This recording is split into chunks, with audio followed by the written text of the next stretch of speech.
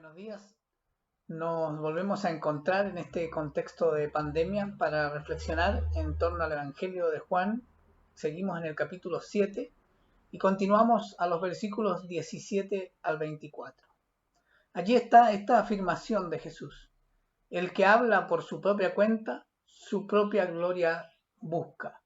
Pero el que busca la gloria del que le envió, este es verdadero y no hay en él injusticia. ¿En qué contexto Cristo hizo esta afirmación? Desde el versículo 17 al 24 de este capítulo 7 podemos encontrar ese contexto. Allí dice, el que quiera hacer la voluntad de Dios conocerá si la doctrina es de Dios o si yo hablo por mi propia cuenta. Debe haber un deseo en quien oye de conocer a Dios y de conocer cuál es su voluntad para poder entender verdaderamente las palabras de Cristo.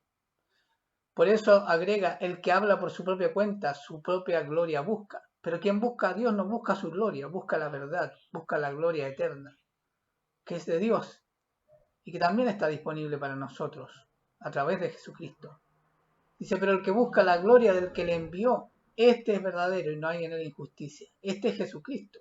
Dice, ¿no dio Moisés la ley y ninguno de vosotros cumple la ley? ¿Por qué procuráis matarme? Respondió la multitud y dijo, demonio tienes, ¿quién procura matarte? Jesús respondió y les dijo, una obra hice y todos os maravilláis. Por cierto, Moisés os dio la circuncisión, no porque sea Moisés, sino de los padres, y en el día de reposo circuncidáis al hombre. Si recibe el hombre la circuncisión en el día de reposo, para que la ley de Moisés no sea quebrada, ¿os enojáis conmigo porque en el día de reposo sané completamente un hombre?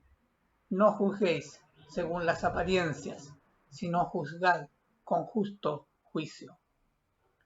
Les contaba tanto entender qué es lo que decía, cuál era el propósito de las palabras y de los actos de Cristo. Ya lo vimos en la reflexión anterior, se maravillaban con su sabiduría, pero luego al fijarse en lo que sabían de él, volvían a una mirada natural, humana, y no podían entender que todo esto provenía de Dios. Sus costumbres se volvieron obstáculos para entender cómo obra la voluntad de Dios. ¿Cuál es su voluntad para con los hombres?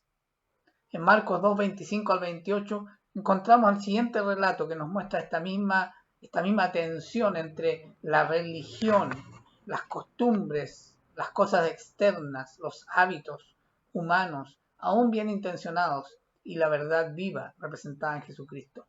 Dice, pero él les dijo, ¿nunca leísteis lo que hizo David cuando tuvo necesidad y sintió hambre, él y los que con él estaban? ¿Cómo entró en la casa de Dios siendo Abiatar sumo sacerdote y comió los panes de la proposición, de los cuales no es lícito comer sino a los sacerdotes, y aún dio a los que con él estaban?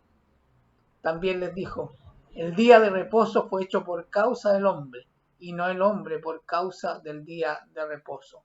Por tanto, el Hijo del Hombre es Señor aún del día de reposo. ¿Cómo obra Dios? ¿Podemos entenderlo nosotros? No podemos entenderlo. Solo debemos aceptarlo. Dios obra de muchas maneras, pero su obrar siempre es justo y es verdadero. Por eso Cristo afirmó, este es verdadero y no hay en él injusticia. ¿Quién? El que busca la gloria del que lo envió. El Padre lo envió. En otro relato, en Lucas 5, versículos 21 al 24, encontramos esto. Entonces los escribas y los fariseos comenzaron a cavilar, diciendo, ¿quién es este que habla blasfemias? ¿Quién puede perdonar pecados sino solo Dios? Jesús le había perdonado los pecados al paralítico que sus amigos hicieron ingresar por una ventana en el techo al lugar donde él estaba predicando. Le dicen esto, o más bien lo meditan en su fuero interno los fariseos. ¿Quién es este que se atribuye perdonar pecados si eso solo lo puede hacer Dios? Jesús entonces dice el versículo 22, conociendo los pensamientos de ellos, respondiendo les dijo, ¿qué caviláis en vuestros corazones? ¿Qué es más fácil? Decir, ¿Tus pecados te son perdonados? ¿O decir, levántate y anda? Pues para que sepáis que el Hijo del Hombre tiene potestad en la tierra para perdonar pecados, dijo el paralítico, a ti te digo, levántate, toma tu lecho y vete a tu casa. Lo visible es comprensible, incluso aunque sea sorprendente. Luego de la comprensión viene la contradicción de nuevo. ¿Quién es este que hace estas cosas? Pero lo invisible es absolutamente incomprensible para ellos.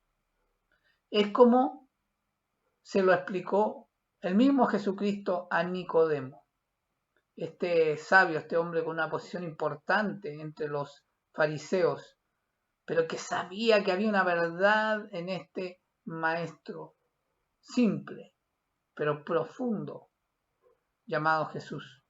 Fue a él de noche para que no lo descubriera y le hizo preguntas. Nicodemo le dice, Juan 3, versículos 6 al 12, 9 al 12, perdón, dice, ¿cómo puede hacerse esto? Era la necesidad de nacer de nuevo que le había explicado Cristo. Respondió Jesús y le dijo, ¿eres tú maestro de Israel y no sabes esto? De cierto te digo que lo que sabemos hablamos y lo que hemos visto testificamos y no recibís nuestro testimonio. Si os he dicho cosas terrenales y no creéis, ¿cómo creeréis si os dijere las celestiales? En un punto de esta conversación, Cristo le dice a Nicodemo, las cosas del Espíritu solo se entienden por el Espíritu.